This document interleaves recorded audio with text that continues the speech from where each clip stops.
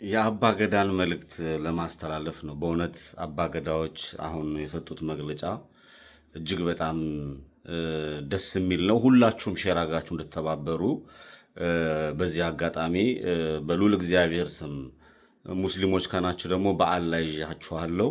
ለየቤት እምነታችሁ እንድታደርሱላቸው በተለይ ኦሮሚያ ክልል ላሉ የእምነት ተቋማት ለሙስሊምም፣ ለክርስቲያኑም፣ ለፕሮቴስታንቱም ጭምር አባገዳዎች የሰጡትን መግለጫ እንድታደርሱላቸውና እንድታካፍሉላቸው መልካም ትብብራችሁን እንድታደርጉ እኔም በሌሊት በደረቅ ሌሊት ተነስቼ ነው መልእክት ማስተላልፈው። አሁን 12 ሰዓት ነው። ደረቅ ሌሊት ማለት ነው። በቃ ደረቅ ሌሊት ላይ ነው ብቅ ብዬ እንደዚህ መልእክት ማስተላልፈው። አባገዳዎች መልእክታቸው ምንድነው?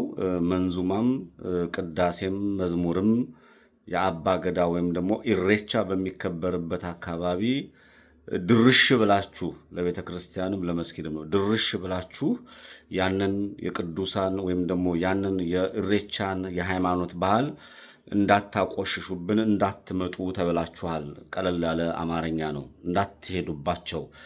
ስለዚህ የኢትዮጵያ ኦርቶዶክስ ሃይማኖት እምነት ተከታይ የሆናችሁ የኢትዮጵያ ኦርቶዶክስ ኢሬቻን እናከብራለን ብላችሁ የምትሄዱ ካህናት ልብስ ለብሳችሁም እንቀድሳለንም እንዘምራለን ብላችሁ የምትሄዱ ይህ ሃይማኖታዊ በዓል እናንተን ስለማይመለከት እንዳትመጡብን ብለዋችኋል።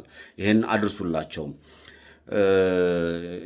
አባገዳ ደግሞ አንዳንዴ ያበዙታል። ይሄ የቁልቢ ገብርኤልን የተቀደሰ ስፍራውን ሙስሊሞች ወሰዱት፣ ከዛ በኋላ ክርስቲያኖች ወሰዱት የሚል ይሄ ሁሉም ኬኛ የሚባለው ነገር አልተመቸኝም።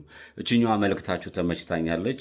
እችኛዋ ግን ቪዲዮዋን የምለጥፋት መልእክት ግን ስላልተመቸኝ ትንሽ ብታስተካክሉልን። ምክንያቱም አባገዳ ሃይማኖት መሆኑን በመግለጫችሁ ዛሬ ነው የሰማነው።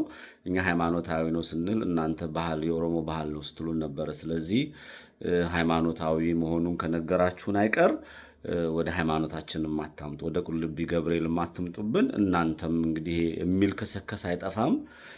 ይሄ ዝም ብሎ ሊለቃቅም የሚመጣ እሱንም ወደ እናንተ ድርሽ እንዳይል የኢትዮጵያ ኦርቶዶክስ ሃይማኖትም እንግዲህ የሙስሊም ወንድሞችም ሼኮቹም የእምነት ተከታዮቹም ራሳቸውን እንደሚገዙና ወደ እምነት ቤታቸው ተመልሰው ክርስቲያኖቹ ንስሐ እንደሚገቡ ምንድነው ሙስሊሞቹም ያው በስርዓታቸው ንስሐ እንደሚገቡ ተስፋ አደርጋለሁ። ከዛ ውጭ ግን የአባገዳ መልእክት ሁለት መልእክትን የተላለፈው አንደኛው መልእክት በኢሬቻ በዓል ጊዜ የተቀደሰ ስፍራ ላይ ኦርቶዶክስም ሙስሊምም አትምጡብን ተብላችኋል። እግዚአብሔር ይስጣችሁ አባገዳዎች። ይሄ በቁልቢ ገብርኤል ላይ ግን ክሌም ያደረጋችሁት ነገር ተቀባይነት የለውም። አባገዳዎች አንዳንዴ ይሄ ኬኛ የሚባለው በሽታ እንዲለቃችሁ እኛም ክርስቲያኖችም ሙስሊሞችም ይጸልያሉ። የአባገዳዎቹ ትእዛዝና ጥሪ እንዲከበር ጥሬን አስተላልፋለሁ። ኢትዮጵያ ለዘላለም ትኑር። እጅግ በጣም አድርጌ አመሰግናለሁ። ሀቁ እየመጣ ስለሆነ እንደፊት ማለት ነው።